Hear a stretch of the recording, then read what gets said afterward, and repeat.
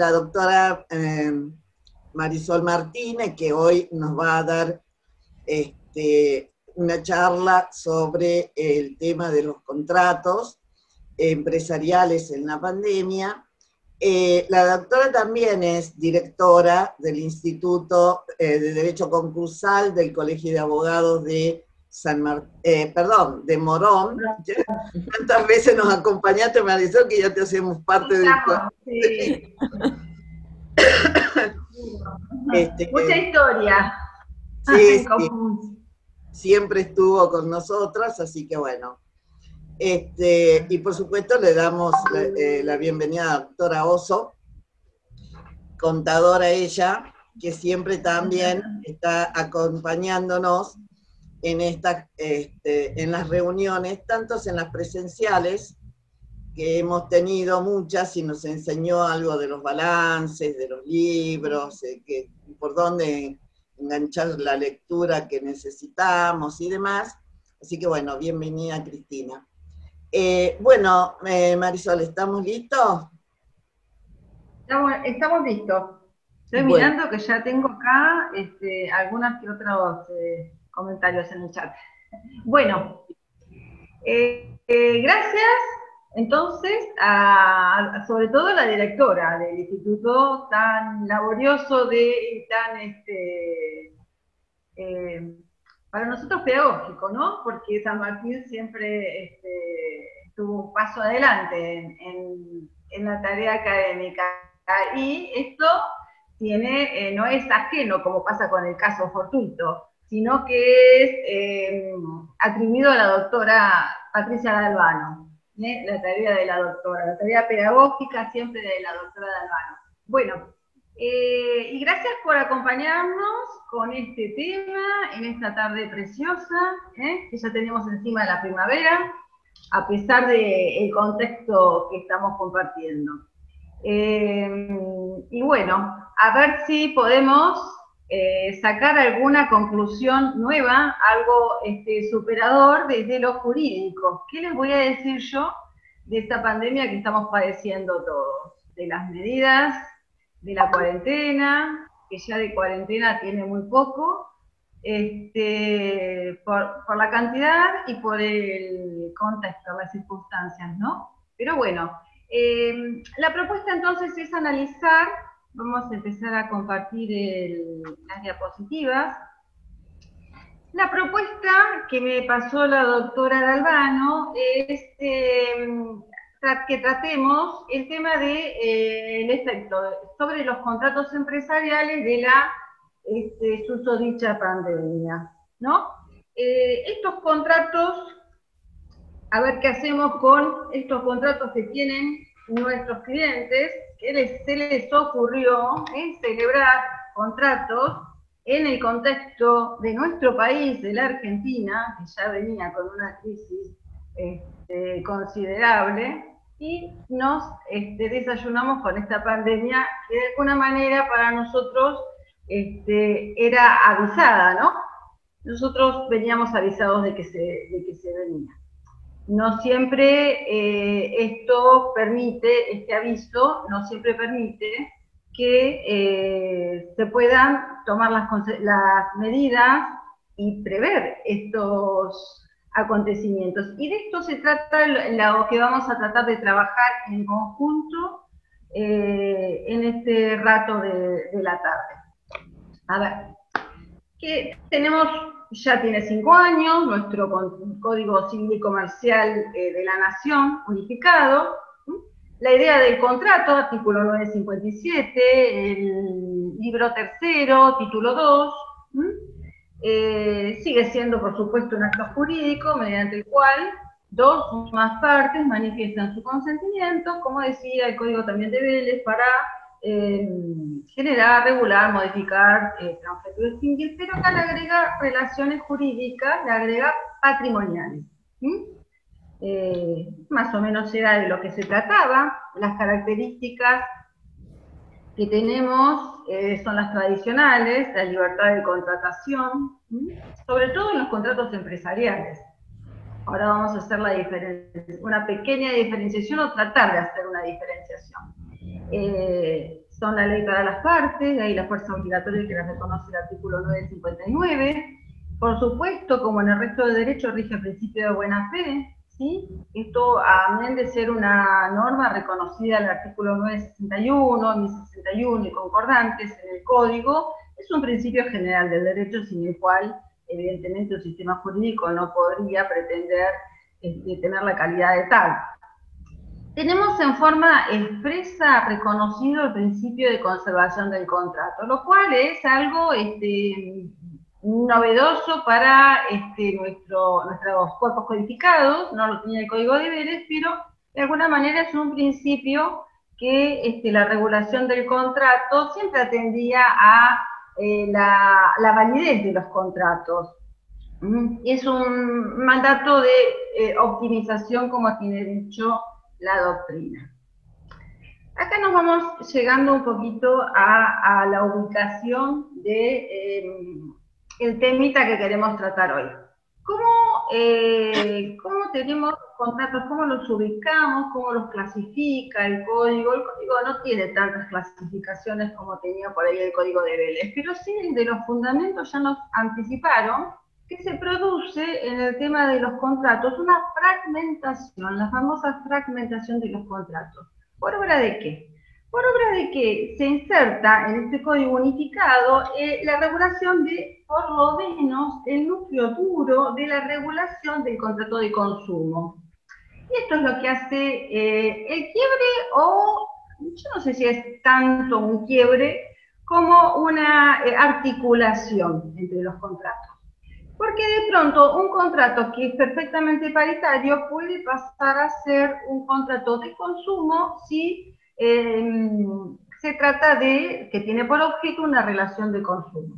Y de ahí que entonces lo que predomina es el contrato de consumo, porque cuando lo que aparece es la figura del consumidor, que en nuestro derecho recordemos que no son solo las personas humanas, sino también algunas personas, las personas jurídicas en algunos contextos. El contexto tiene que ver con el objeto, ¿no es cierto?, del contrato. Y entonces en esos casos opera esto que nosotros conocemos como transversalidad del derecho del consumidor, y el contrato va automáticamente a pasar a ser regulado por los principios y las reglas del derecho del consumidor.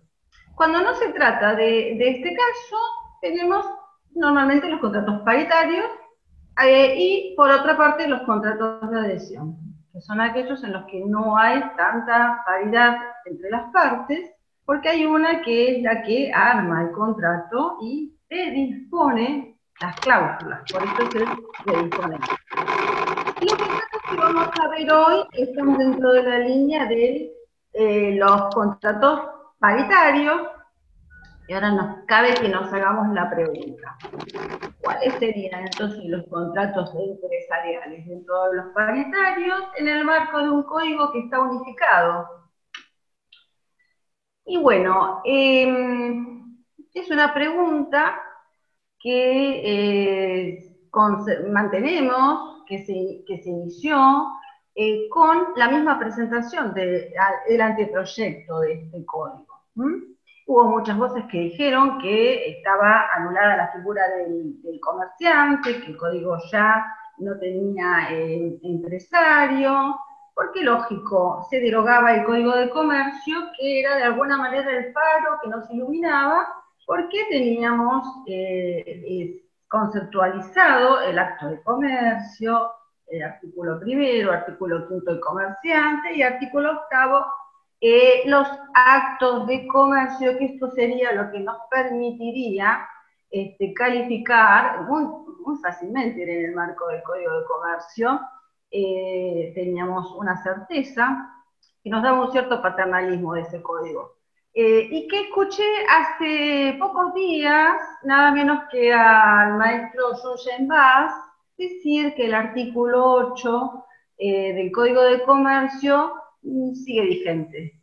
En realidad, desde lo formal no es así, es un artículo que está derogado, lógicamente, pero sí que es un parámetro a tener en cuenta para poder calificar cuando los actos en este caso los contratos, están dentro de un marco del derecho comercial, empresarial o económico, si se quiere.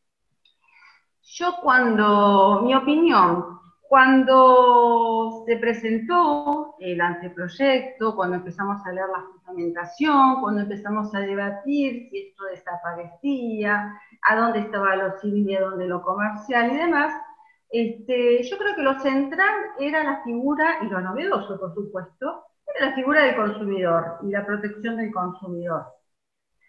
Creo que esto es lo que reemplazó la dinámica de este cuerpo codificado. Cuando hay un consumidor, hay un proveedor necesariamente. La relación de consumo es cuando este proveedor contrata con el consumidor. En la medida en que no contrate con el consumidor, estamos dentro de un campo distinto y estaríamos dentro del campo, yo diría, estrictamente serían los proveedores. Yo creo que por ahí está la línea de la figura del empresario en este nuevo código. De alguna manera es como residual. Pero bueno, esto es para hablarlo largo y tendido.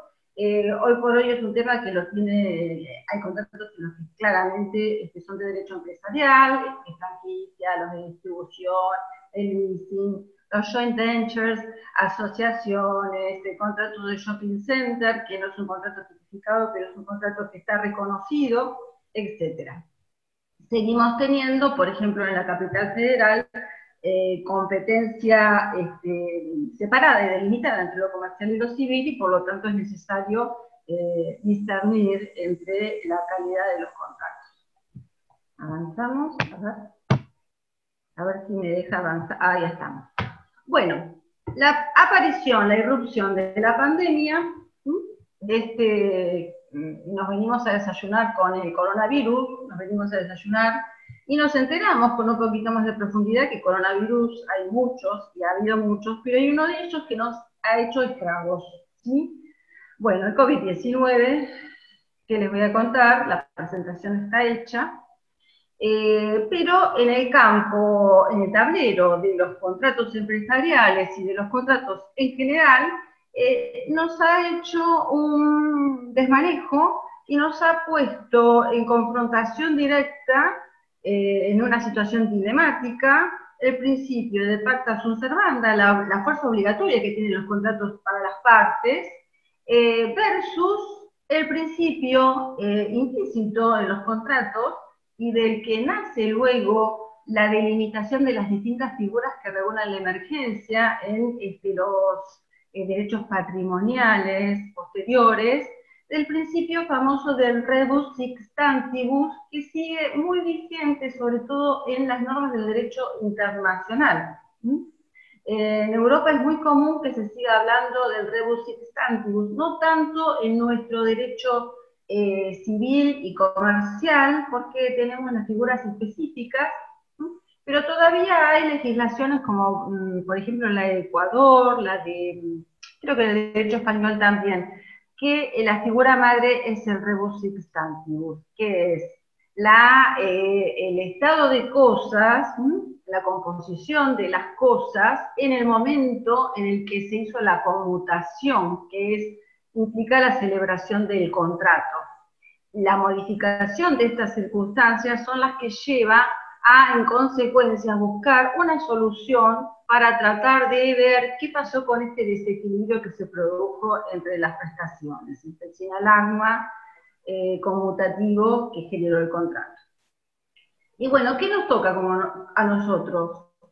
La tarea del abogado, es la de profesión que elegimos, y acá estamos, ¿no? Entonces, más vale y sobre todo la especialidad, sobre todo, más vale que nos hagamos cargo y que veamos que ante situaciones en las cuales todo es extraordinario, todo fue imprevisto por lo menos, cuando no imprevisible, situaciones sobrevenidas que nos llevan a agotar lo que nosotros teníamos pautado, la certeza de las prestaciones que estaban contempladas y previstas en el contrato.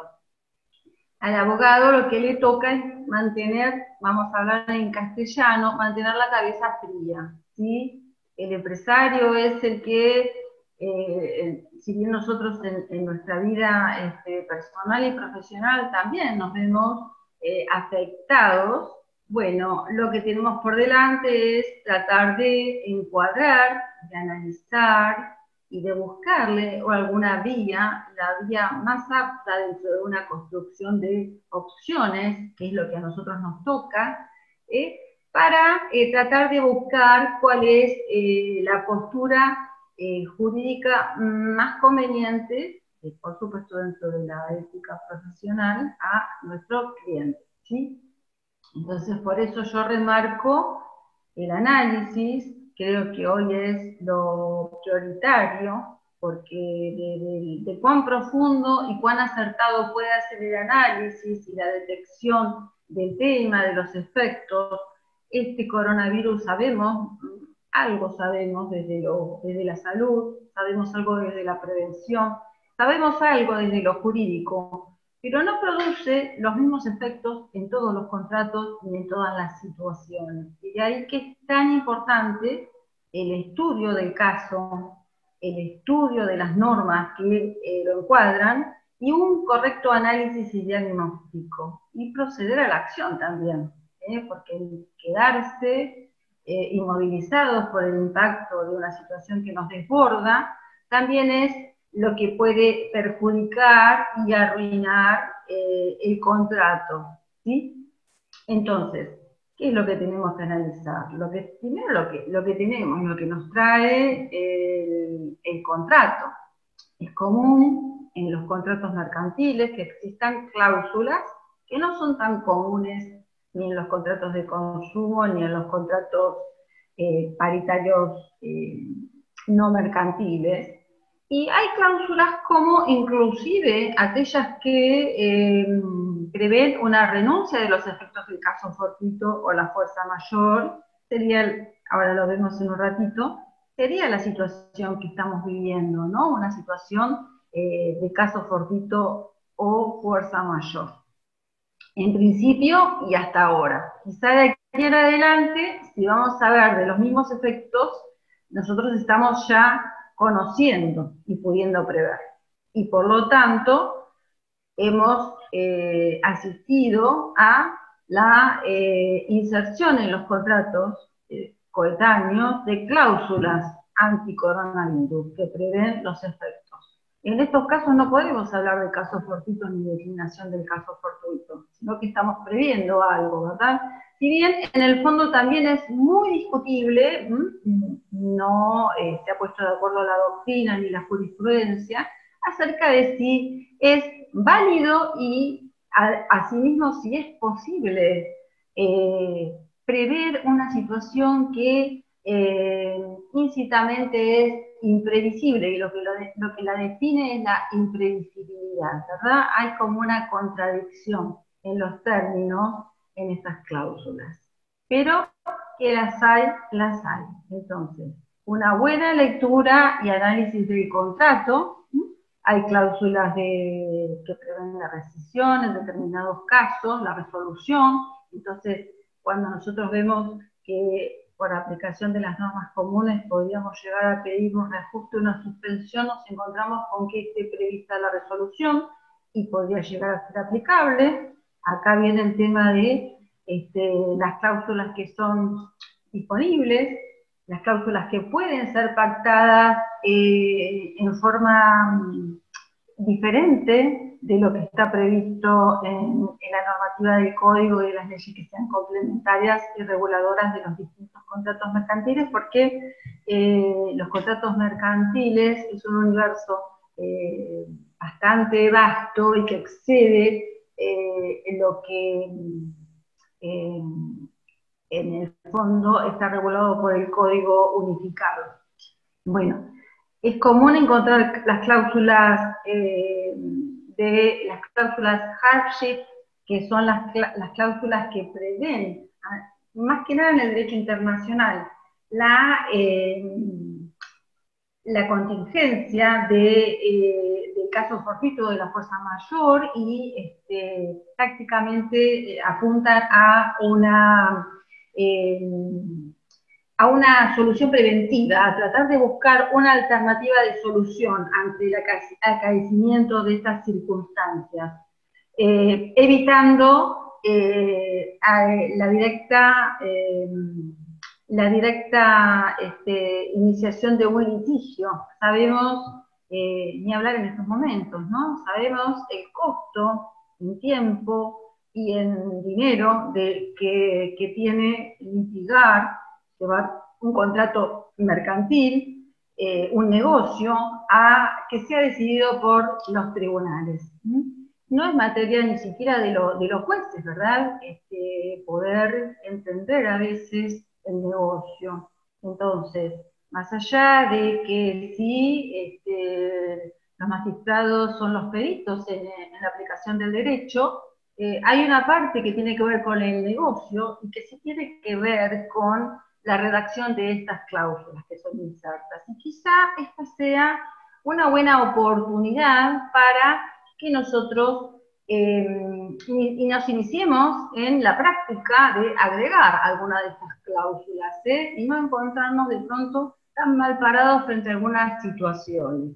A mí me hace pensar el hecho, por ejemplo, de que el estadio el Gran Slam, que estaba previsto celebrarse durante este año en Wimbledon, estaba asegurado contra el coronavirus. Yo dije al principio que el coronavirus probablemente no era contra el COVID-19, tan profundamente no conozco el tema, pero sí me llama mucho la atención cómo organizaciones empresariales a ese nivel ya tuvieran previsto esta contingencia y además asegurada, ¿sí? Bueno, también hay que estudiar el contrato por el tema de que es normal que exista alguna forma particular de instrumentación de las notificaciones, de las comunicaciones, inserción de plazos y multas, todo lo cual es fundamental tener en cuenta, ¿sí? Es normal también que se contemplen, y muy saludable, ¿no? Contemplar sobre todo para situaciones en las que se contrata sobre negocios económicos, prever medios alternativos de solución de los conflictos, ¿no? Tenemos un gran desarrollo, ha tenido lugar de la mano de la introducción del nuevo código, sobre las comisiones arbitrales, la intervención de árbitros, ¿sí? Y esto es muy saludable. Bueno, el dilema del que vengo hablando, el dilema se centra en cuando el contrato es impactado por estas situaciones que tienen las características de imprevisibilidad o la disyunción, imprevisibilidad o inevitabilidad, ¿sí? Y ajenidad, y que impactan el contrato y que nos ponen en una situación en la cual estamos frente al incumplimiento y tenemos que encuadrar esto en términos jurídicos.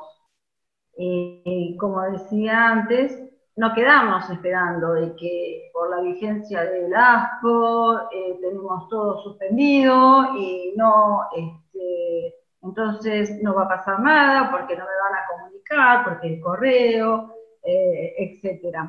Es importante que ante un incumplimiento, aun cuando tenemos el acaecimiento del hecho imprevisible, nosotros estemos dentro del encuadre jurídico más adecuado, ¿sí? Entonces, si es necesario intimar, hacerlo, porque la regla de la temporaneidad rige y es fundamental en materia de la regulación de la emergencia. Ahora vamos a ver los artículos del código.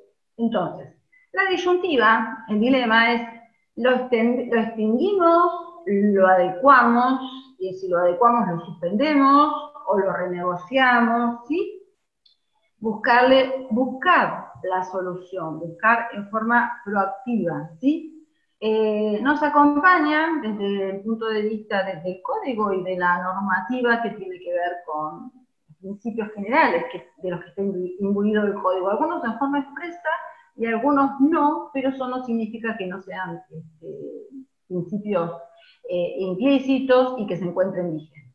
El principio de distribución compartida, acá no lo agregué, pero conocemos el principio famoso del esfuerzo compartido, ¿verdad? Nacido de alguna manera, querido derivar de la buena fe y para la situación en la cual son atinentes las normas de la imprevisión.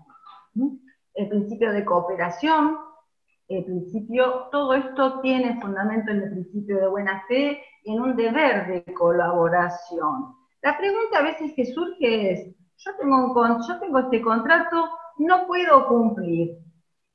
¿Qué hago? O no me puede cumplir la otra parte, que a veces cuando el que no puede, el afectado, es el que tiene que cumplir con las prestaciones, resulta que a veces la parte que ya cumplió cree que está en una postura en la cual solo puede esperar la intimación, el cumplimiento y o el resarcimiento.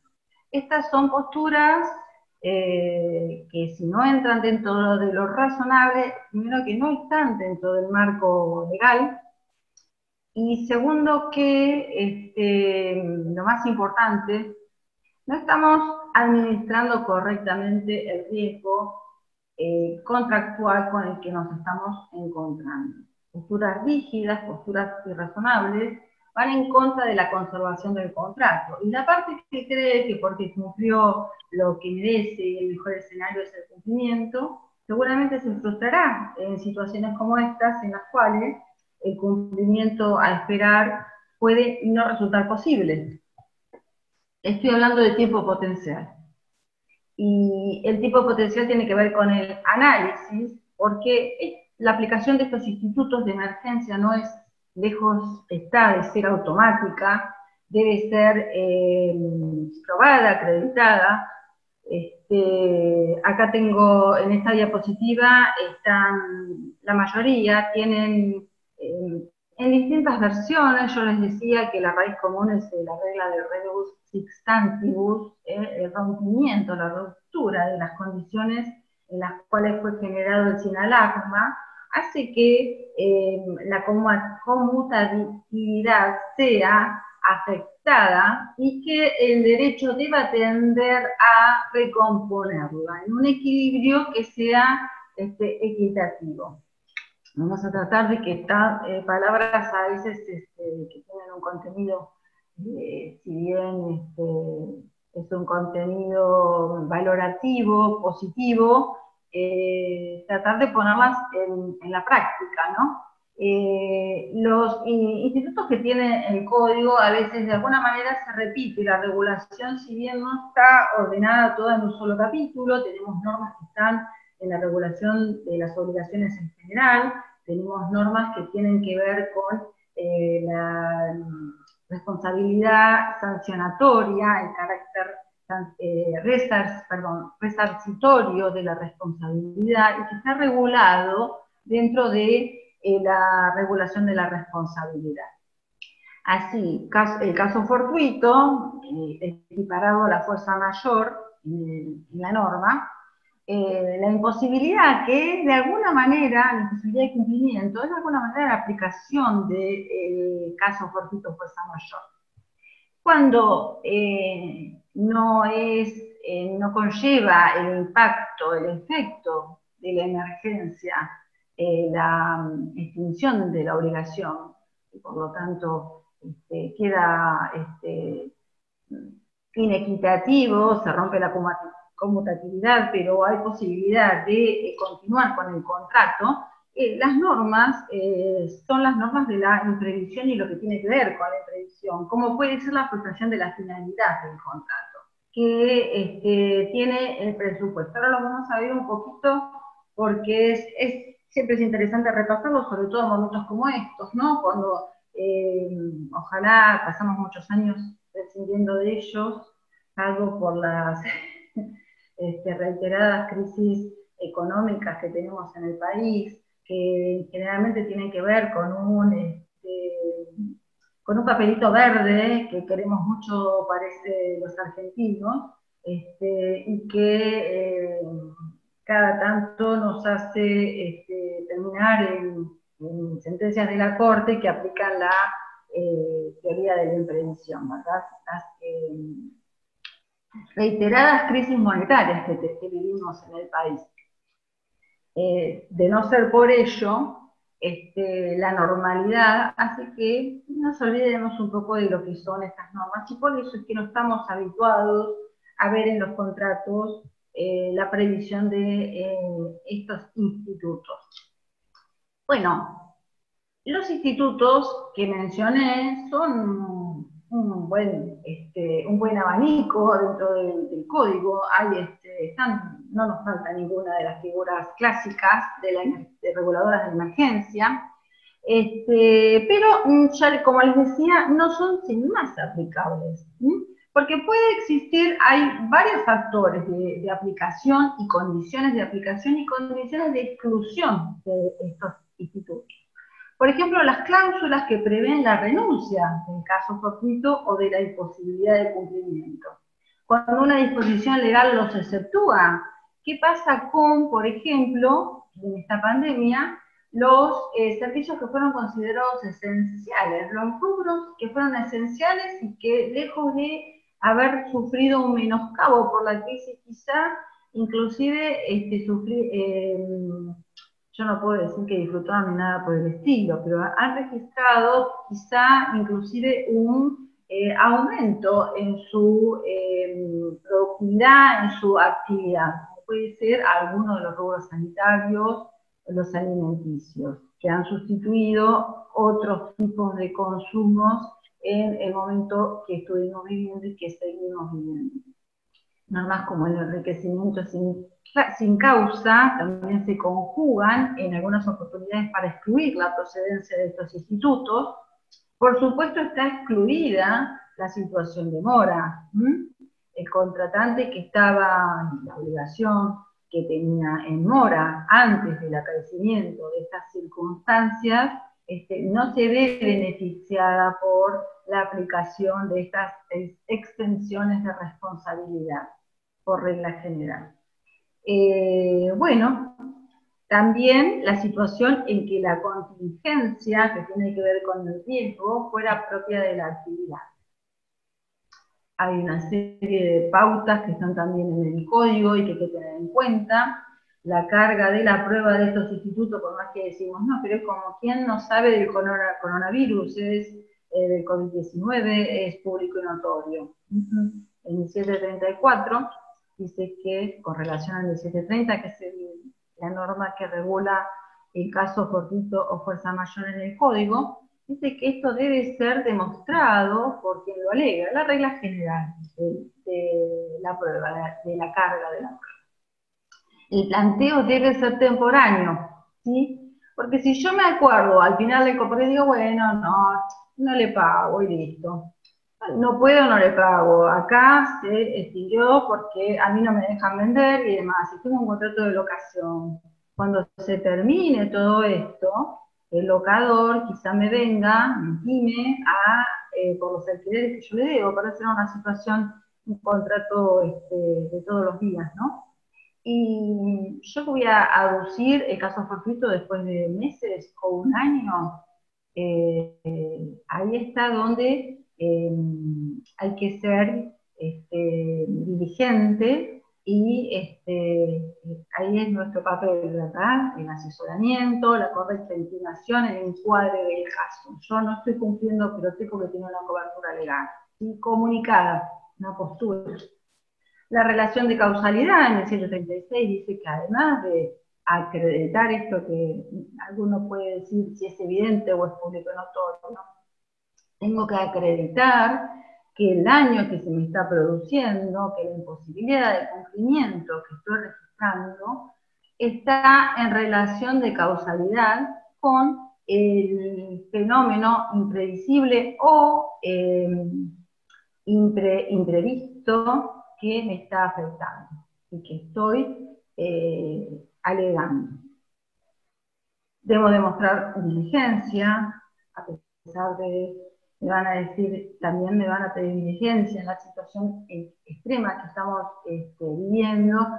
El derecho no tolera otra cosa en general, ¿verdad? El esfuerzo, la regla del esfuerzo compartido, el esfuerzo tiene que crearlo ambas partes, la afectada y la que no, ¿verdad? Es más, hay una regla que quizás sea de sentido común y que es compartida por lo que es la Escuela de Análisis Económico de Derecho, que dice, mal que nos pese, que a veces las consecuencias del esfuerzo las tiene que hacer quien está en mejores condiciones de soportarlo, ¿verdad? Y es una pauta a tener en cuenta también. Sobre todo si estamos en un campo que tiene que ver con la economía, como el de los contratos mercantiles. La figura, el parámetro del buen hombre de negocios, que debe tomar las medidas razonables para mitigar los daños, no solo los daños en el contrato y con la contraparte.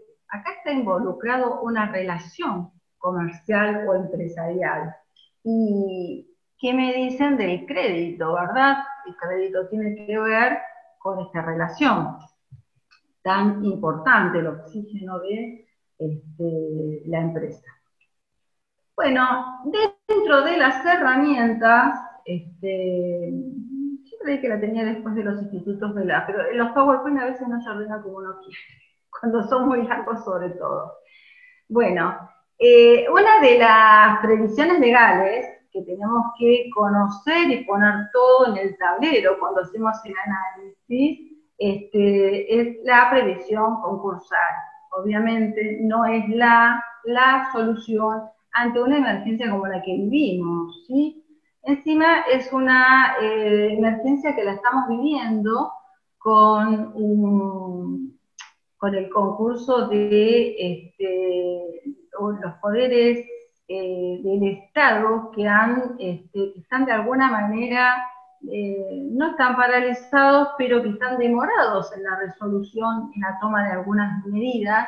El Poder Legislativo se empezó a activar después de la crisis, bastante tiempo después. Estábamos esperando con media sanción ya el mínimo proyecto de modificación para la emergencia, las modificaciones que dicen en Europa ad hoc de la emergencia, con media sanción y quedó demorado, por media sanción del Senado y está demorado, no, de diputados, perdón, al revés, tenía que volver.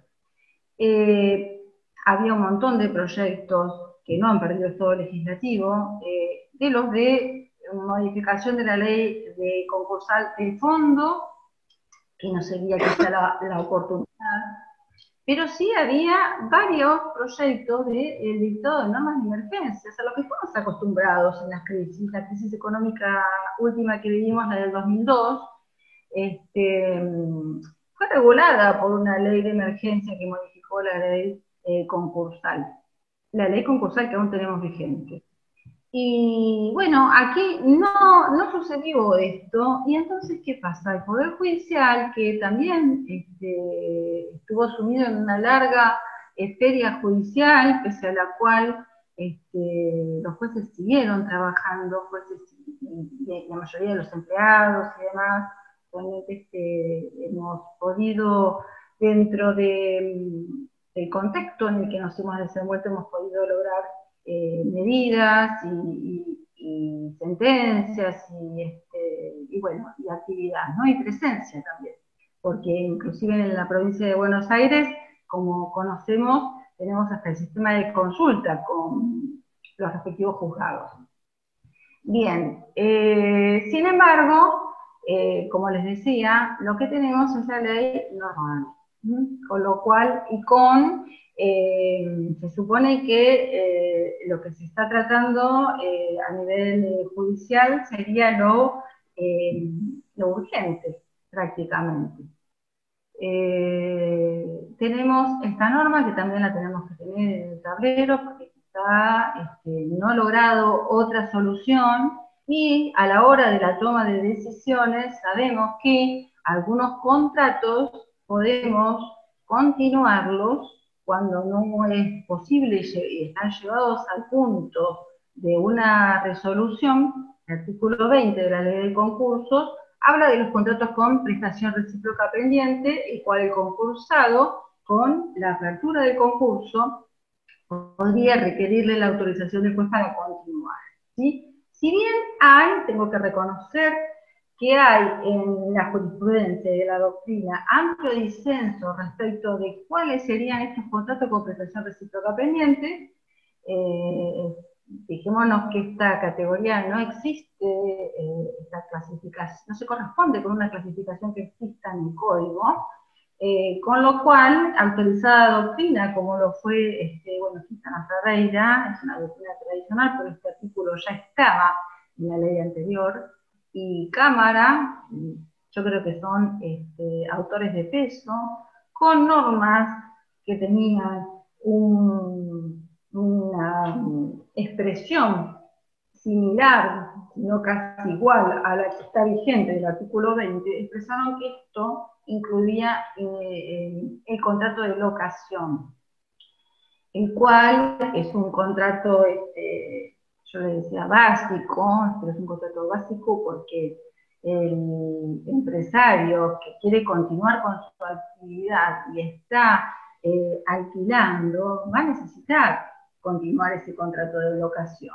Con lo cual, téngase presente que está discutido, yo creo que el contrato de locación está contemplado, pero está excluido por esta norma, sobre todo que la idea es la continuación de la actividad del concursado. Pero bueno, como les decía, no sería, quizá es uno de los remedios, no es el remedio al efecto de continuar un contrato, inclusive hay jurisprudencia que dice que no procedería, debería acreditarse que se encuentra en estado de cesación de pagos, el contratante en este caso, que pasaría a ser un deudor. Bueno, vamos a hacer una rápida revista de los institutos reguladores de la emergencia. El famoso caso fortuito fuerza mayor, equiparado en su concepto para el código, usados como sinónimos, caracterizado por, se dicen tres, pero en realidad son dos condiciones, porque se habla de la imprevisibilidad o inevitabilidad. Es una o la otra, no se requiere para tener por acaecido el caso fortuito o fuerza mayor que de hecho sea imprevisible e inevitable, ¿sí? Con que fuera imprevisible o inevitable, que es lo que nos pasa a nosotros por ahí conociendo de que se venía la pandemia, que no pudimos evitarlo. Y característico y determinante la ajenidad, que no tenga que ver con ninguna conducta de las partes, que no exista ningún tipo de factor objetivo o subjetivo de responsabilidad de las partes. En esas condiciones es un eximiente de responsabilidad, salvo disposición legal en contrario. Esta norma es la norma genérica, la del artículo 1730, que está ubicada dentro de la regulación de la responsabilidad en el nuevo código. Acá tengo un fallo, lo encontré, como les voy a dejar el PowerPoint, por ahí puede llegar a ser útil. Está lleno de jurisprudencia que rechaza los planteos del caso fortuito fuerza mayor. Por supuesto, no vamos a tener una resolución sobre la pandemia que estamos viviendo, ¿no? Porque esto va a llevar mucho más tiempo que necesario para contar con un fallo para esta charla. El caso fortuito está aplicado, redondeado y llevado a la práctica como la imposibilidad de cumplimiento en el artículo 955. Y ahí sí están las características de esta imposibilidad de cumplimiento, que además la propia norma dice que debe haber sido provocada por caso fortuito o fuerza mayor. Esta imposibilidad que puede ser de naturaleza material, que puede ser de naturaleza legal, como pasó ahora con la pandemia, de las actividades que fueron suspendidas y que nos ponían en una imposibilidad de cumplir, porque era actividad, objeto de cumplimiento, había sido prohibida. O de tipo personal, cuando la parte, el contratante que tiene que cumplir, tiene algún obstáculo personal, físico, que le impida el cumplimiento. Y las características son que tiene que ser sobrevenida, es decir, estas circunstancias deben darse en el intervalo entre el nacimiento de la obligación, del contrato, y el acaecimiento del caso fortuito o la fuerza mayor. Es decir, esto tiene que sobrevenir en realidad al plazo de cumplimiento. En el medio es el que está el caso fortuito o la fuerza mayor. Tiene que ser sobrevenida, tiene que ser objetiva, es decir, que no tiene que ver con ninguna decisión de las partes, ni la voluntad, como dicen los doctrinarios, que el derecho no ampara lo que puede hacer malos negocios, ni una decisión contraria a un mal negocio, sino que esto no tiene nada absolutamente ajeno a una decisión de las partes, y por lo tanto objetivo. A esto apunta esta característica mencionada en la letra expresa del 955. Tiene que ser absoluta la imposibilidad, pero tiene que dejar lugar a que se pueda cumplir más tarde, un diferimento, y definitiva. ¿Sí? Bueno.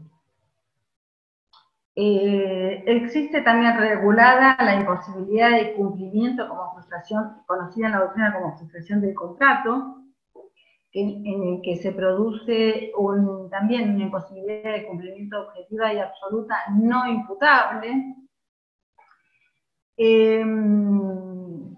Esto de alguna manera tiene que ver con, es una figura residual del caso fortuito o la fuerza mayor. Otro escenario es el que plantea la situación en la cual no es que sea imposible el cumplimiento, imposible con las características del 1732, ¿no? Es absoluto, objetivo y definitivo.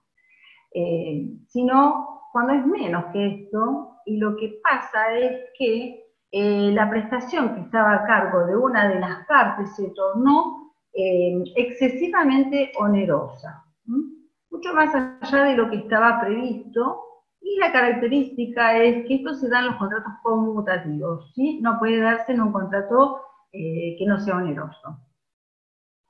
Y además, no es cualquier onerosidad excesiva, sino que esta debe ser provocada por una alteración extraordinaria.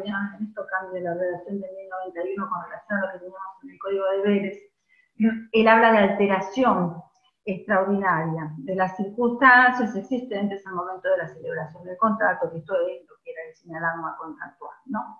Que además tiene que ser sobrevenida. Fíjense que las características son las mismas del caso fortuito. Por esto yo les anticipaba que hay una raíz común, que es la regla del rebus sic stantibus, ¿no? De la alteración de esas circunstancias que fueron contempladas al momento de contratar.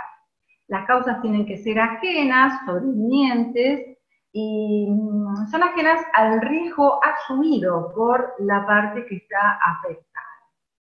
Aquí da lugar este artículo, este formato de 1091 es mucho más claro que el que tenía el Código de Vélez, en tanto da todas las opciones en forma expresa. La opción de reclamar en forma extrajudicial o judicial. Y si es judicial, en forma expresa está contemplada que sea por acción o por excepción. Y asimismo está contemplada tanto la resolución total o parcial y el reajuste o la adecuación, como lo quieran llamar. Esto que daba dudas en el contrato de Vélez, fíjense en el contrato del Código de Vélez, en la redacción de la imprevisión de Vélez. Fíjense que en ningún lugar de la norma, acá por acá no está escrito el texto expreso, pero si ustedes lo quieren chequear, no hay alusión a la imprevisión, ¿sí? Pero la idea es que, dándose, que la imprevisión sería característica del caso fortuito, dándose la ajenidad, que sea sobrevenida la causa y la alteración extraordinaria, estamos en el supuesto de la imprevisión. Y esta es una figura más hallable en la jurisprudencia de nuestros tribunales, ¿sí? Como les decía antes, hemos tenido declaración de imprevisión con cada desfalco económico grande que hemos tenido, ¿no? Ya no sé si podemos distinguir ya por el grado de lo que estamos viviendo y de lo que vivimos antes. Realmente, si me pongo a pensarlo, pero bueno, creo que tenemos hechos históricos destacables como pudo haber sido la salida de la convertibilidad.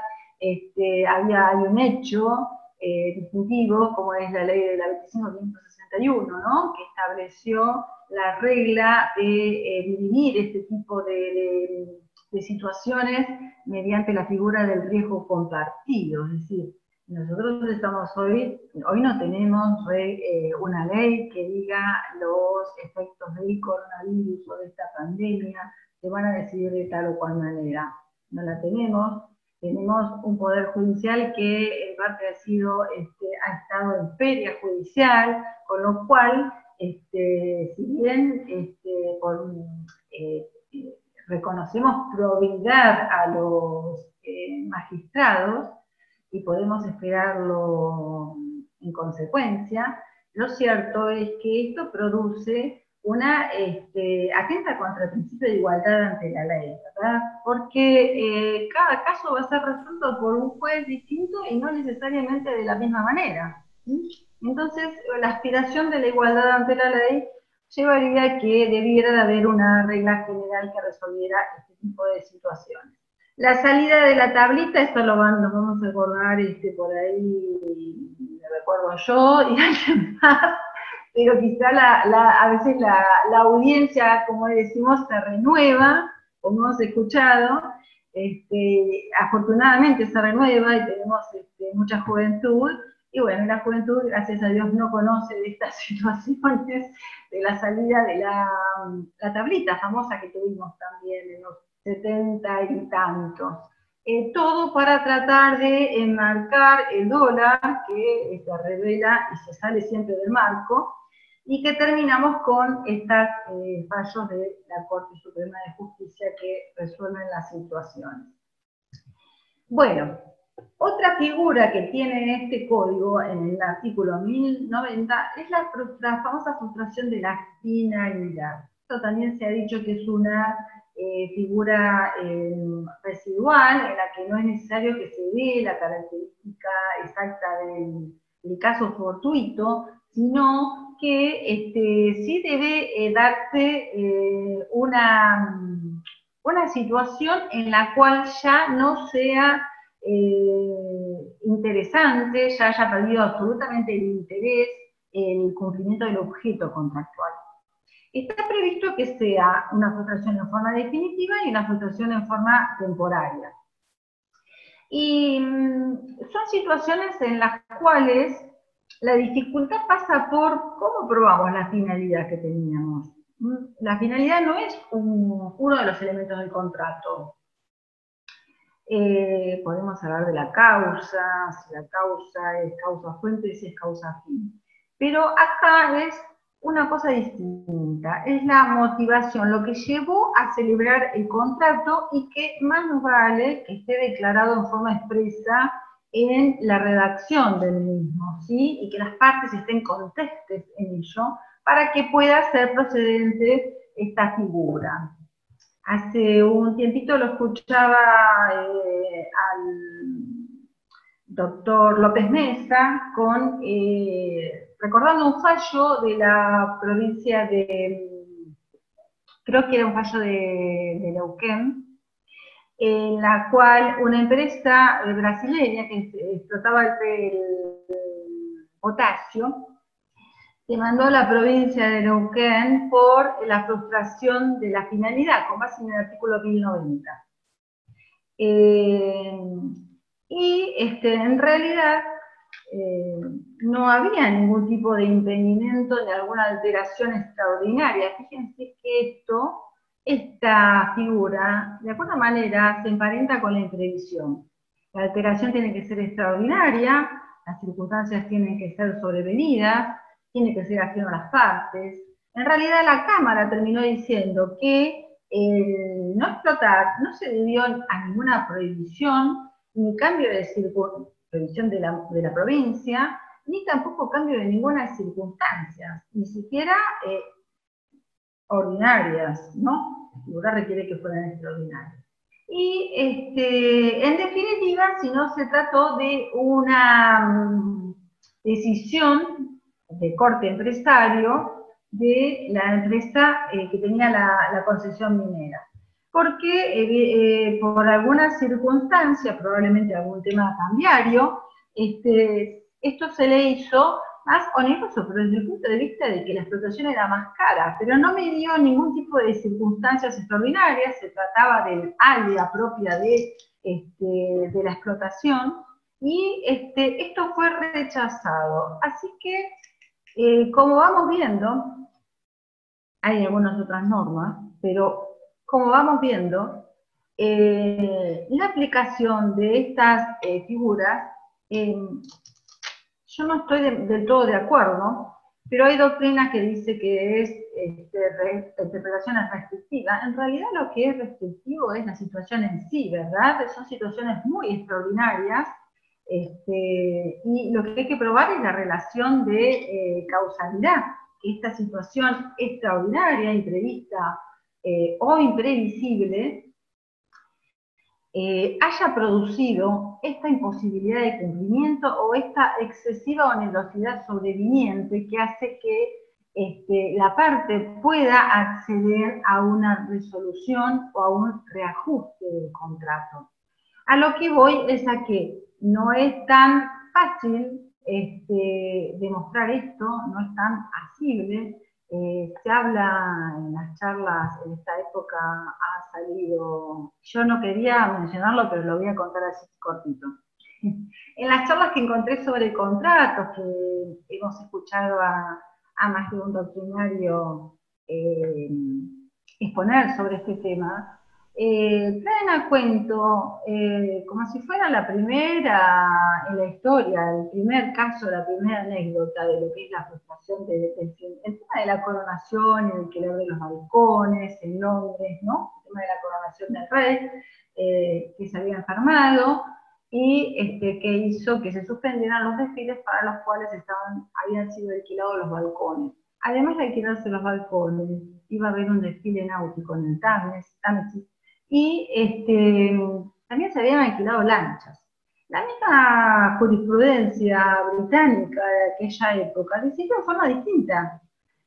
Aplicó la teoría de la frustración del fin de los balcones, porque era evidente que la persona que alquilaba ese balcón sabía que lo estaba alquilando para ese desfile, porque no era su actividad habitual, ni era el destino del balcón. Y para el caso de las lanchas, no hicieron lugar a la frustración del fin, porque consideraron que el tema del paseo náutico era la actividad habitual de la persona que estaba ofreciendo el servicio, ¿sí? Así que fíjense que aún en ese caso paradigmático, tan antiguo, que ya tiene los ribetes de la anécdota, del cuento, inclusive ahí no hubo una unanimidad de la interpretación, ¿sí? Entonces, todas estas dificultades nos tienen que llevar al camino del análisis, al camino de la negociación, al camino del reajuste, ¿verdad? Dos normas más que tiene el código: la suspensión de cumplimiento, la famosa exceptio non ad inflecti contactus, el código de Vélez del 1201, famoso. Aquí la tenemos en el 1031. Contratos bilaterales, cuando una de las partes ha cumplido cuando una de las partes no ha cumplido, la otra parte puede suspender el contrato, obviamente ofreciendo cumplir, ¿no? Esto se deduce como acción o como excepción. Y sí tenemos la novedad de la tutela preventiva, artículo 1032 del Código. Permite que ante una grave amenaza de daño, como podría representar la pandemia, sin duda, esto implica un menoscabo significativo de la actitud de cumplir o de la solvencia, que esto ha alimentado la imaginación jurídica, el tema del menoscabo en la actitud, en la solvencia. Ha hecho ver a algunos autores como si hubiera un factor de anticipación de algún procedimiento de tipo concursal. Descartado que ha sido, porque eso es una norma del código, que lo que admite es suspender el cumplimiento cuando se avisora un deterioro en la solvencia o la actitud de cumplir de la otra parte. Además, esto debe ser dejado de lado si la otra parte da la seguridad de que va a cumplir. No me sirve como excusa, ¿sí? Para sí mismo. Y acá creo que esta es la diapositiva y es lo central de la actividad que yo intento que estemos haciendo en conjunto, porque a veces esto de hablar cuando no es presencial puede resultar poco productivo. Y lo lindo es cuando se comparte y es un proceso, ¿no? Que nos lleva a cuestionarnos y a recuestionarnos y llevarnos preguntas nuevas. Creo que lo central está en el artículo 1011, pero esto de que esté en el artículo 1011, permítanme la expresión en fortito, porque acá se habla de los contratos de larga duración y por ahí hay alguna duda de qué sería un contrato de larga duración. Yo entiendo y he escuchado posturas en ese sentido, de que estas son reglas generales, ¿no? Es un principio general, salvo que se tratara de un contrato en el que se consuma en forma instantánea, ¿no? Con el cumplimiento inmediato de las prestaciones. Pero cuando la diferencia de los tiempos, de la larga duración, va a ser que va a tener que ver con la importancia de lo que resulte renegociado, pero yo creo que el principio que está íncito en todos los contratos es el principio de renegociar cuando se cambian las circunstancias, ¿sí?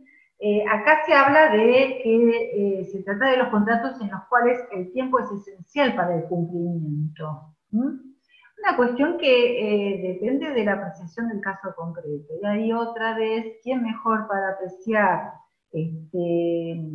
cuánto tiempo necesito yo para cumplir el objeto contractual? ¿Cómo me puede influir un impedimento, un obstáculo, una alteración, como dice el código, ¿no? Ordinaria o extraordinaria. ¿Quién mejor que los contratantes? Sabemos que, cuando se trata de temas empresariales muy puntuales, con mucha relevancia económica, con alguna complejidad, de las que por supuesto hay, quizá prever las cláusulas compromisorias, las cláusulas de árbitros o comisiones arbitrales, para lograr que la resolución sea justamente por quien pueda compartir el conocimiento, ¿sí?, de la idoneidad para resolver sobre el negocio que es objeto del contrato. Bueno, este artículo es una respuesta para quien, en el 11, para quienes preguntan, pero yo estoy obligado a renegociar, yo tengo que renegociar, yo me quedo, no, yo lo voy a impugnar, y bueno, ahora no hay tribunales, pero después al final le voy a cobrar todo con intereses y demás. Este artículo está diciendo que hay un deber de colaboración, ¿sí? Que surge de la buena fe y que esto excluye lo que puedan ser las posturas irrazonables de las partes. Fíjense que el artículo expresa que debe darse ante la posibilidad de plantearse una rescisión, una resolución del contrato, una oportunidad razonable de renegociar de buena fe, es decir, transmitir, comunicar con la anticipación suficiente para dar la oportunidad a la otra parte de que me proponga, ¿no es cierto? O contraproponga. Y en pos de, el mismo artículo habla de la preservación del contrato, de preservar el contrato, del principio del 1066 de la, de la conservación del contrato. Bueno, como yo les decía, si no estuviera expresado en ninguna de los artículos en la letra del código, el principio de buena fe, obviamente que está implícito, pero lo tenemos regulado de forma expresa en el 961, esto de forma muy parecida a la redacción que tenía el de Vélez. No sé si era en el 198 que hablaba de los contratos deben también celebrarse, interpretarse y ejecutarse de buena fe. Y obligan a todo, obligan a lo que está expresamente pactado, pero también obligan a todas las consecuencias que puedan tenerse por comprendidas dentro del contrato. Y acá está el tema de si debo o no debo negociar, si debo o no debo reajustar, si debo, yo creo que lo que debo tener es una postura razonable, ¿sí? Y de buena fe, abierta a escuchar qué puede haber pasado con el sinalagma del otro lado. Este código tiene el capítulo 10 que habla de la interpretación de los contratos, esto es una novedad, y la verdad que es interesante, ¿no?, que lo tenga el código. Sobre todo desde el punto de vista teórico es algo interesante, y de la teoría en buena parte consiste en derecho, ¿no? Después tenemos la pretensión de llevarlo a la práctica. Y tratar de que nos vaya lo mejor posible.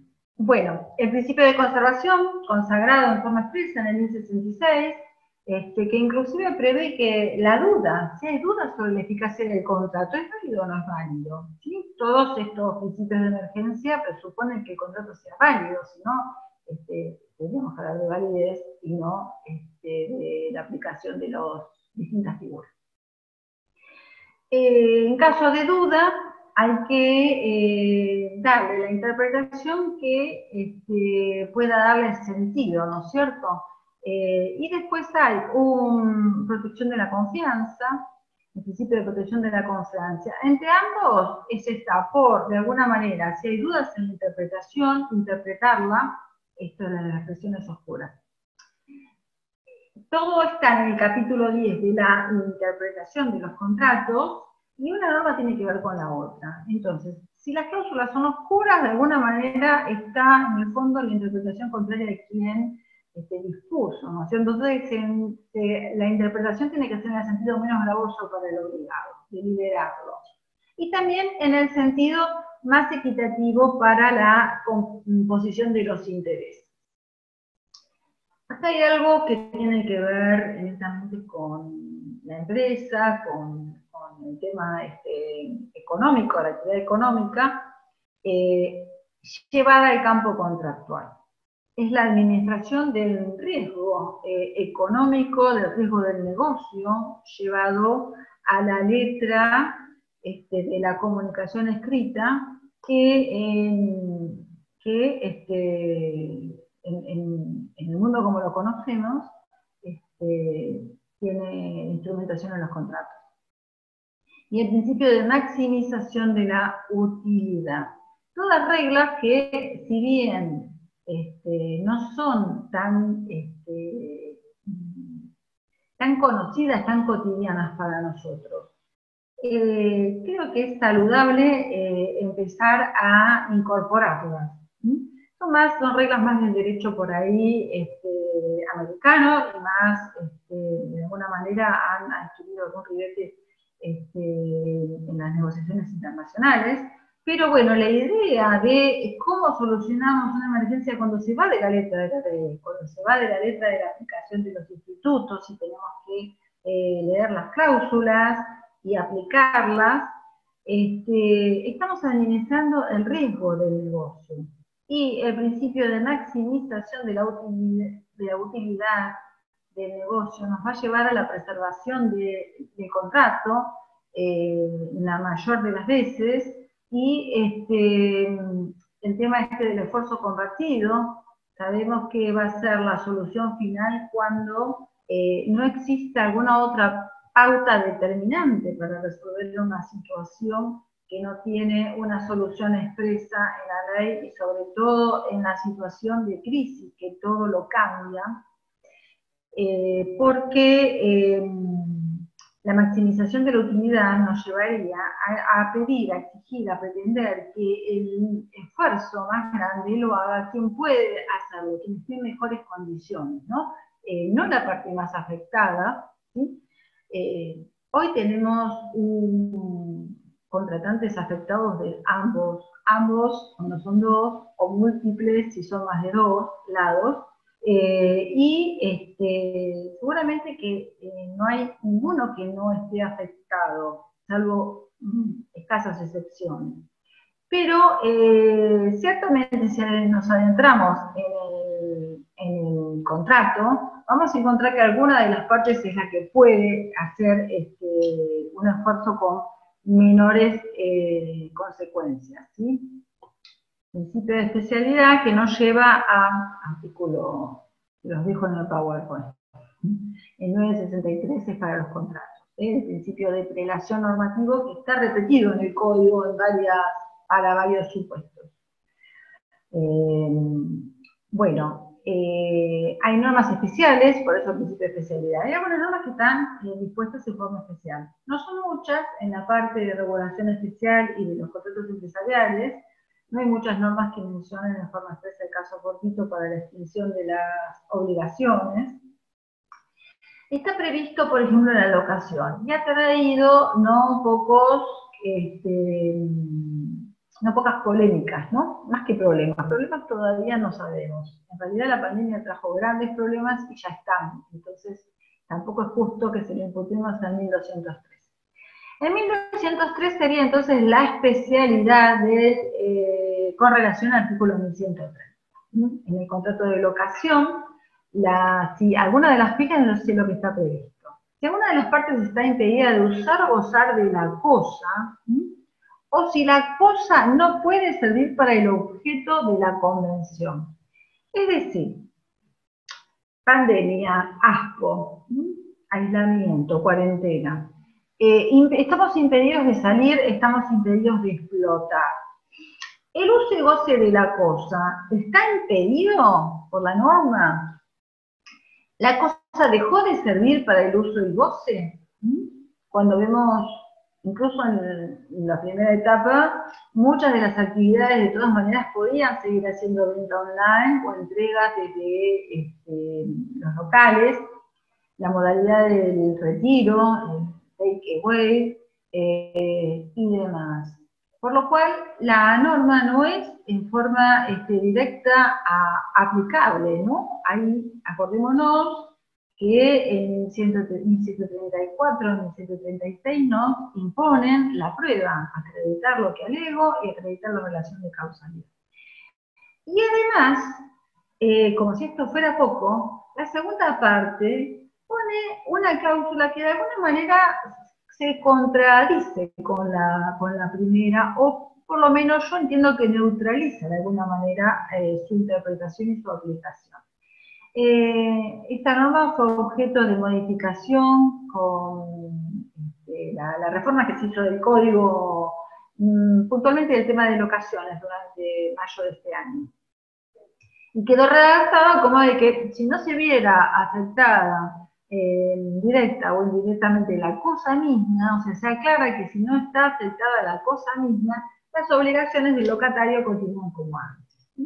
Esta de alguna manera es un poco una piedra, no ayuda mucho, me parece, en mi interpretación, al locatario, a suspender el pago de los alquileres. De hecho, lo que ha sucedido, hemos visto, es que ha debido darse la famosa renegociación, el reajuste, la suspensión. Los locadores, de hecho, han contemplado en general estas situaciones porque ante la alternativa de no percibir el alquiler o sufrir una resolución de un contrato en el medio de una crisis como la que vivimos, en la cual no va a ser fácilmente reinsertar en el mercado locativo el inmueble, en general se han venido y podríamos decir que en reglas generales los arreglos han rodeado el 50% de los precios, en algunas circunstancias en las cuales las actividades aún siguen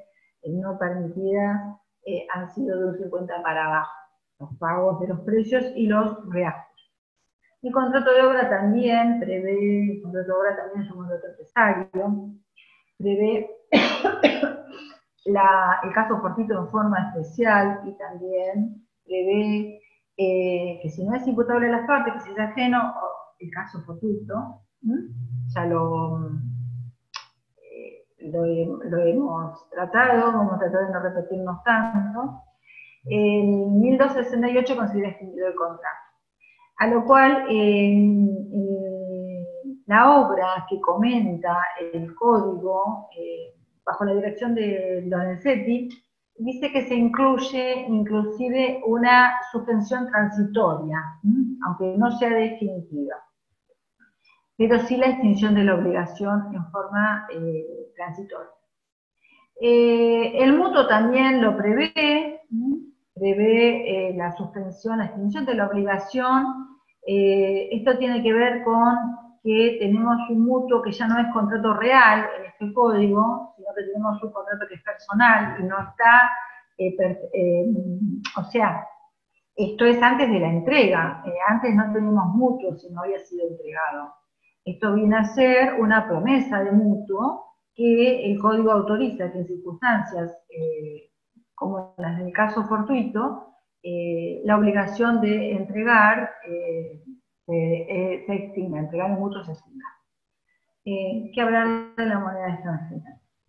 Un dolor de cabeza, pero esto creo que es para una charla completa. Las modificaciones en los últimos días creo que no relevan de comentar nada más. Todos sabemos que hay desde que se sancionó el código una dicotomía, ¿no? Normativa. Hay una parte que fue reformada y que habla de un cumplimiento en especie y un cumplimiento también por conversión de la moneda de curso legal. Alguna jurisprudencia entendió que esto era supletorio. Era una jurisprudencia de tiempos normales, ¿sí? Probablemente, como ha ocurrido en líneas generales en la jurisprudencia del país, de lo que yo me acuerdo, normalmente, como les digo, se contempla la imprevisión y se contempla, cuando no, por ley, como ocurrió en el año 2002, con el famoso esfuerzo compartido, pero bueno, son circunstancias que podríamos decir, alguien podría decir, con lo que llevamos, por más jóvenes que fuera el auditorio, hoy no puedo verles las caritas, todos sabemos que el dólar, la moneda extranjera generalmente es el dólar en nuestro país, sabemos que no podemos hacer demasiadas cuentas, ni encorsetarlo en una tablita, ni la ley de convertibilidad, por más decenas de años que pasaron de su vigencia. Sin embargo, tendríamos que decir que es previsible la modificación del dólar. Y sin embargo, fue declarado judicialmente que los efectos de la imprevisión, debido a que tenemos una historia de regulación jurídico-política, ¿no? De regulación de la moneda, que aseguraba un tipo de cambio. Y entonces, el ciudadano no le quedaba otra, aun cuando no estaba muy desarrollado el derecho del consumidor en esta época, ¿no? El consumidor no podía, o sea, está obligado por esa normativa. Entonces, el tema de que era previsible que esa normativa, decir que era previsible que esa normativa no iba a ser efectiva, no iba a ser cumplida y demás, es como que es insostenible el derecho, ¿no? Pero la verdad es que el tema es tan complejo que amerita una reunión especial. Tengamos en cuenta el 960, los jueces no tienen facultades para modificar las estipulaciones del contrato. Esto se viene de la mano con el 959, que establece que el contrato es la ley para las partes. La única posibilidad que tienen los jueces, y entonces cuando le pedimos, sí, tienen la posibilidad, cuando lo autoriza la ley, y de oficio, a pedido de las partes, pero cuando lo autoriza la ley, y de oficio cuando se afecta de modo manifiesto el orden público. Bueno, la novedad, yo no sé si se puede hablar de novedad, yo creo que todavía no nos acostumbramos. El surgimiento de las cláusulas anticoronavirus no es una cosa rara, al contrario, donde se pacta en este momento a futuro algún viaje, porque están vendiendo viajes y se compra mucho más de lo que pensamos. Y las cláusulas, ojo, estamos hablando por ahí dentro del terreno del derecho del consumidor.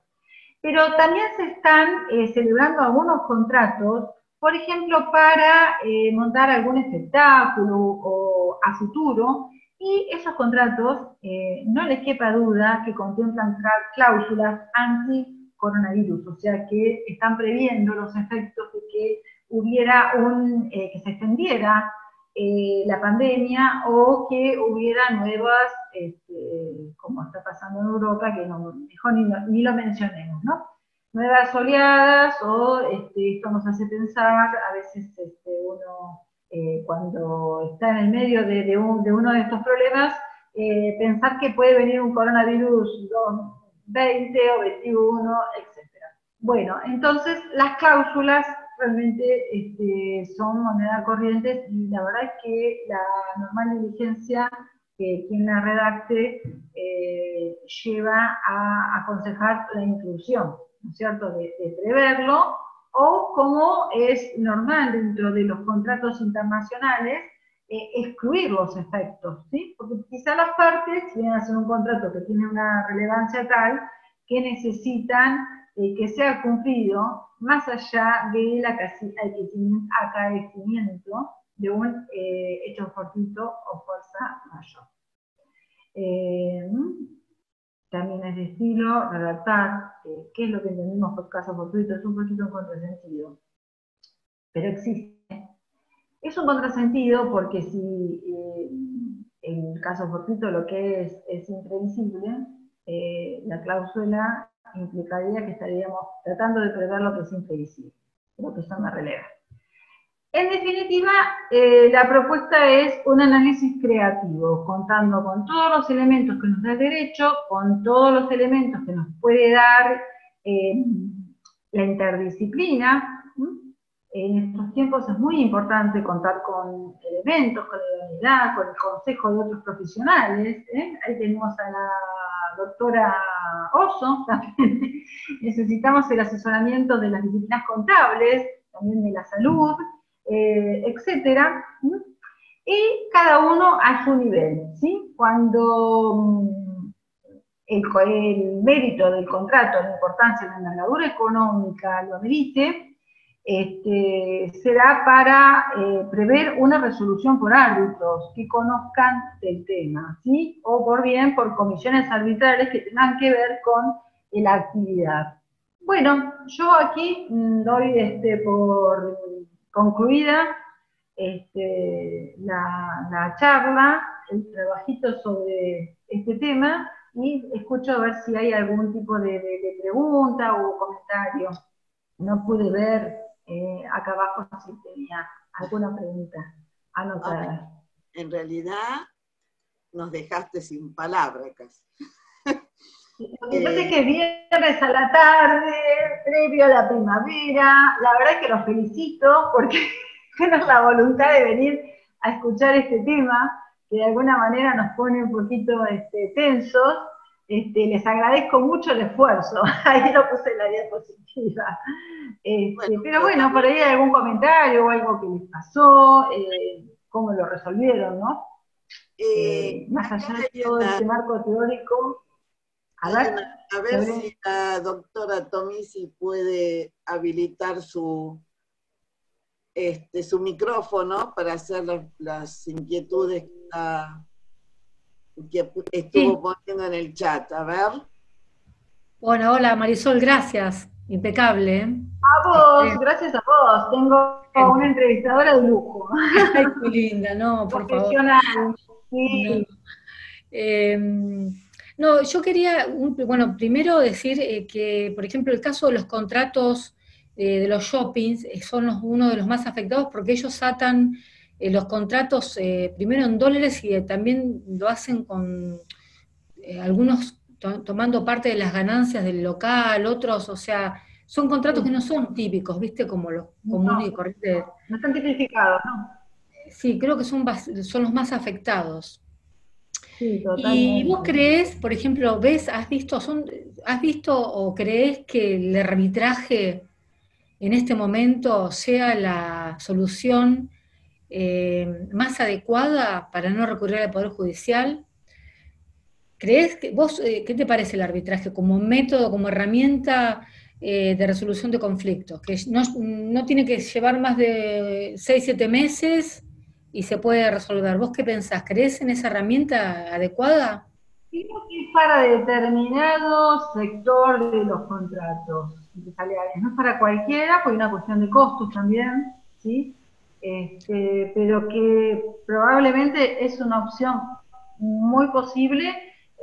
Conocemos, mal que nos pese, que el proceso que nosotros tenemos, los procesos que tenemos judiciales con los que contamos, eh, sería un contradictorio, un juicio normalmente ordinario, en su caso podría ser sumario, pero llevaría mucho tiempo, es muy Sí, costoso. sí, sí, Y sí. creo que esto es lo que más atenta contra los negocios, ¿no? Sí, una solución de fondo no lo es, pero sí sé que en los contratos empresariales a determinado nivel es necesario que esté prevista la cláusula, ¿no? Para de derecho internacional ni hablar, ¿no? Porque hay un tema también de jurisdicción competente. Porque viste que lo que contrariamente uno cree del arbitraje que es muy caro, si vos te pones a hacer las cuentas entre el tiempo y los costos y las costas, es como que hay un mito en eso. Va, yo porque soy una ultradefensora del arbitraje. Y otro tema más. Conocemos No sé poco todavía de esto. sí, No, no está generalizado y no está popularizado, pero creo sí, que vamos por ese camino, ¿no? El hay código que, Navarro es una sí, puerta grande, sí. yo creo que hay que democratizar el arbitraje, porque es para mí en este momento la mejor herramienta para muchas otras situaciones. La Otro cuestión tema, es, otra perdón, pregunta más. antes que pase a la pregunta. Con el arbitraje, en estos casos, como son de emergencia, es muy posible, por ejemplo, que no hubiera una cláusula de arbitraje en el contrato. Pero pienso que si las partes están de acuerdo, podrían hacer un acuerdo en ese momento de arbitraje y poner las reglas por las cuales se van a regular en ese acuerdo, ¿no? No sé, Isabel, si está de acuerdo con eso. Sí, pero lo que pasa es que es como todo, o sea, es como en un matrimonio. Si vos de entrada no elegís el régimen al que te querés adherir cuando te casás y después lo querés modificar, por ahí vas a tener inconvenientes. Entonces siempre es A bueno ver, prever todo antes, pero también podés después hacerlo, ¿no? Cuando está el claro, conflicto. sí, sí. Podés pactarlo Yo también. creo que Nora quería hablar, ¿no? Activa el micrófono, Nori. ¿Lo podés activar? Ahí está. Sí, sí, ya pude. Ahora. Sí, en realidad a mí el arbitraje es un tema que también me gusta, como le pasa a Isabel, pero diría que a lo mejor en contratos menores, algunas locaciones no tan específicas o complejas, en este momento el único medio con el que estaríamos contando es con la mediación o la negociación, porque, digamos, las ejecuciones, todos sabemos que las tenemos suspendidas, pero también sabemos que el plazo de suspensión está en una decisión próxima de ampliarse. En consecuencia, tal vez sería más un poco interesante, ¿no es cierto?, de poner también ahora a prueba esta instancia de mediación, ya que de algún modo para todo lo que sea una renegociación, si bien la podríamos realizar en la sede judicial, eh, pero si hacemos esa instancia previa, eh, yo sugeriría un poquito más intensa que a lo mejor la que por momentos cumplimos al solo efecto de poder iniciar el juicio y concluimos rápidamente con actas cerradas para iniciar el juicio. Creo que en este momento también es la oportunidad de, frente a temas que en los contratos no sean tan complejos, darnos la oportunidad de desarrollar la negociación en el área de mediación. Y no apresurarnos a lo mejor al cierre con una única audiencia. Insistir en caso de que el mediador considere que bueno, que no, que ya con lo que discutimos se ve que no nos queremos poner de acuerdo, habiendo ejercido la profesión, lo digo ya desde la otra parte, como decimos siempre, del otro lado del mostrador, del lado del mostrador de mi época de ejercicio, creo que a veces debemos insistir con los mediadores.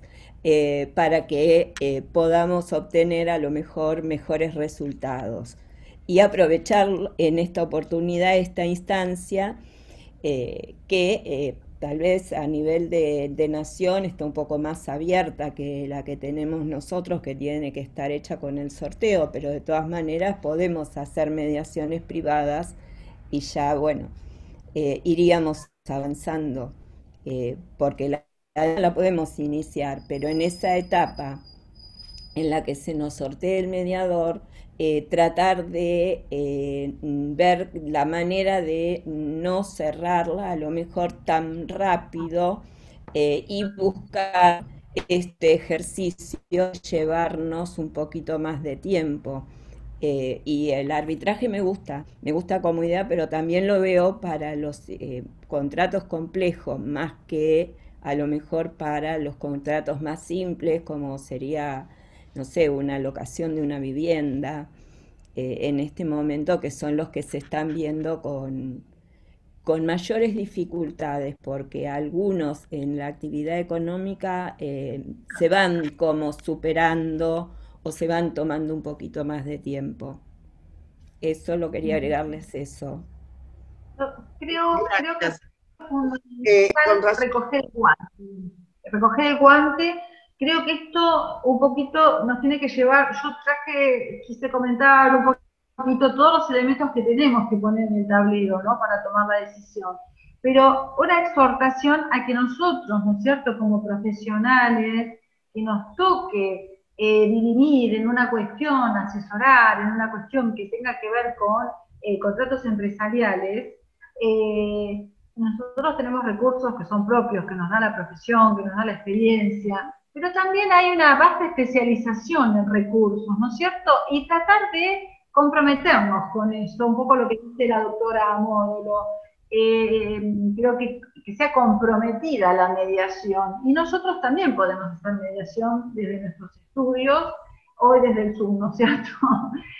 Tal cual. Creo que es muy importante no cerrar las puertas. Hay muchas técnicas que a veces nosotros, en la batalla diaria, en el litigio y demás, a veces descartamos y que a veces inclusive cuando estamos dentro de un proceso judicial, surge y de pronto una idea, una descompresión, a veces es la intervención de algún magistrado, ¿no es cierto?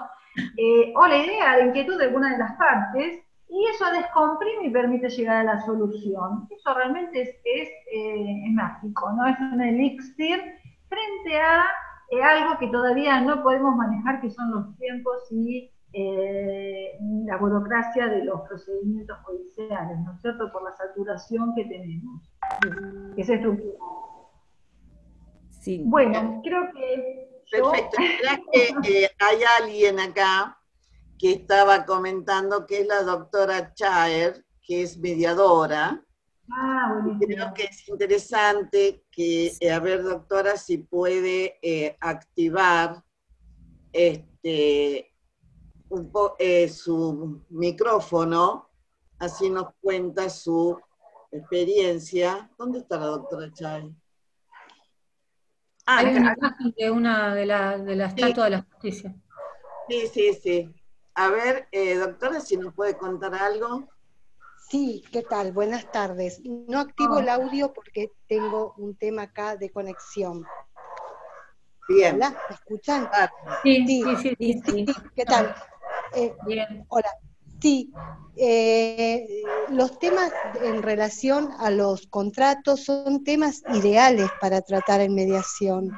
Los mediadores tuvimos mucha capacitación en cuanto a negociación y renegociación de los contratos, de todo tipo de conflictos.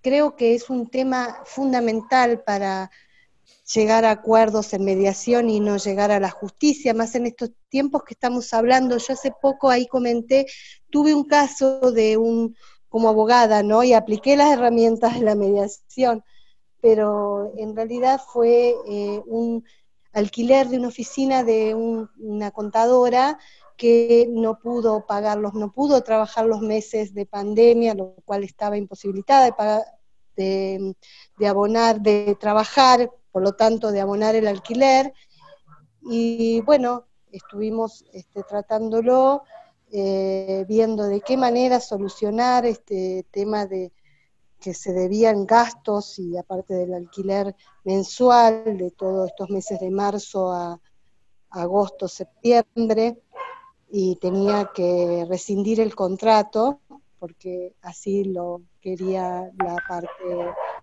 locadora.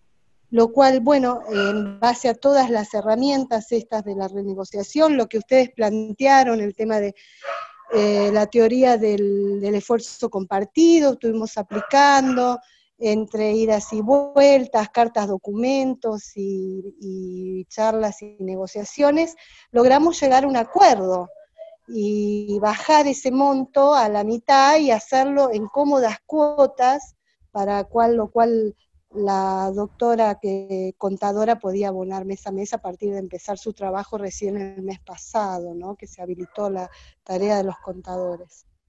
Así que bueno, yo creo que yo en mi vida diaria, yo soy abogada laboralista, sobre todo hago mucho laboral, pero me sirvió muchísimo aprender la negociación en mediación, tuvimos una capacitación muy amplia, y trato de aplicarla mucho a mi trabajo de abogada, y me da muchísimos resultados. Así que, bueno, sería interesante que los abogados tuvieran un poquito más de capacitación en esto respecto a poder aprovechar estas herramientas de la mediación que tienen previa en sus manos para poder avanzar y llegar a acuerdos sin tener que llegar a la justicia, ¿no? Es muy interesante, sobre todo en esta materia contractual, es muy posible los acuerdos en mediación, si lo sabemos gestionar, ¿no? Desde el lado del mediador. Eso es todo. Gracias. Bien, gracias. Siempre todos los aportes son muy útiles para nosotros que estamos acá capacitándonos constantemente en todas estas cuestiones. Bien, a ver, ¿hay alguien más? A ver, me voy a fijar. Yo quería hacer una consulta más. Sí, perdón, sí, yo te había interrumpido, perdón. Sí, era otro tema que quería preguntar, era si tenés conocimientos, Marisol, durante este año que haya, dentro de lo poco que se pudo trabajar en el Poder Judicial, porque por ahí en provincia se trabajó mucho más que en capital durante la pandemia.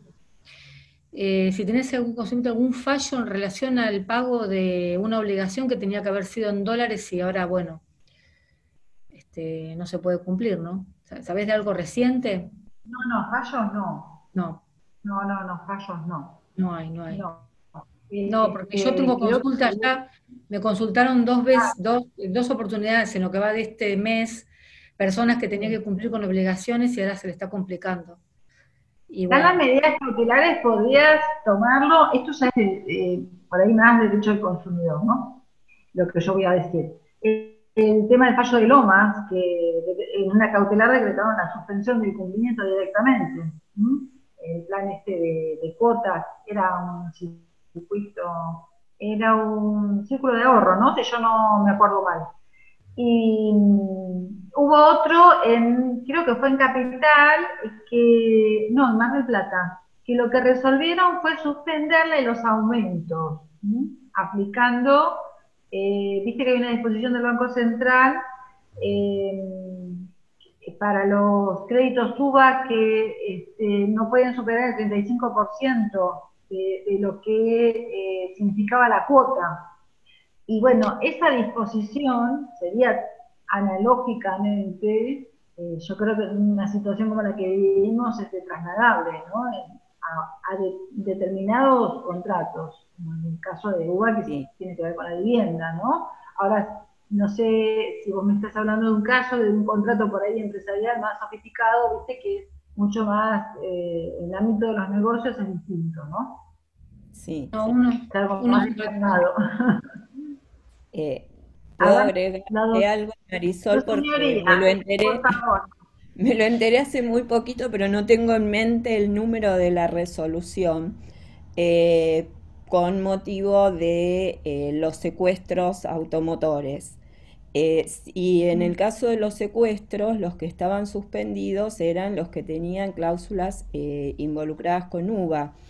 Y en los demás quedaba así un espacio de interpretación. Y hay un aporte en una de las resoluciones últimas de IGJ donde estableció, me comprometo a buscárselas y enviárselas porque no la tengo en la cabeza, lo que estableció lo hizo efectivo con relación a los planes de ahorro en general. O sea, hay un universo abarcado por la resolución que es un poco más amplio, porque involucraría no solo a aquellos que tienen cláusulas que involucran la cláusula UVA o el componente UVA, sino que abarca a todos, y estos sí estarían suspendidos hasta el 31 de diciembre en las ejecuciones. Así que eso se los dejo como una inquietud, pero me comprometo a decirles cuál es la resolución en un ratito. Si seguimos esta, no se las paso a la doctora para que él la pueda tener, porque ustedes lo pueden compartir. Porque además tenemos el grupo de WhatsApp del instituto, así que por eso les digo, porque esto lo estuve investigando a raíz de que me estaban pidiendo, si bien estaban hechos los primeros despachos de secuestro, estaban limitados los mandamientos. Y bueno, y así rastreando más información, si había más apertura porque ya estábamos próximos al 30, me encontré con esta resolución y no tengo memoria numérica. Lamentablemente es un déficit que no puedo superar. Así que les pido disculpas. Lo dejamos para la doctora Oso, ¿viste? Es para buscarse. Sí. Bueno, antes era distinto, sí. Sí, bueno, bárbaro. Con esto vamos cerrando el tema, porque ya vamos a tener que entregar la plataforma. Marisol, un agradecimiento tremendo. porque el aporte que hiciste en realidad es bastante completo, unificador, y cuenta con esa conclusión, ¿sí?, en donde está estructurado todo lo que quizás nosotros venimos pensando o venimos escuchando. Así que muchas gracias.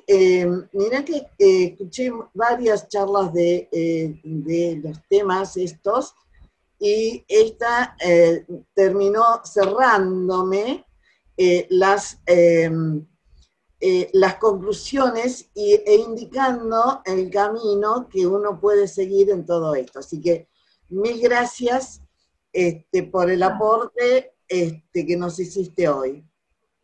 No, gracias a vos por la generosidad de invitarme, de acompañarme, y bueno, y el halago es muy, muy generoso de tu parte, la verdad, lo tomo porque es a mi favor, pero quizá me excede un poquito. La intención era tratar de trabajar un rato el tema en conjunto, porque las soluciones después vienen. Bueno, gracias, un gusto grande. Nos vemos el 24, ¿eh? El 24 nos vemos, ¿eh? No olvidarse. Dale. No nos olvidemos. Gracias a todos. Dale. Besos a Gracias. todos. Muchas gracias.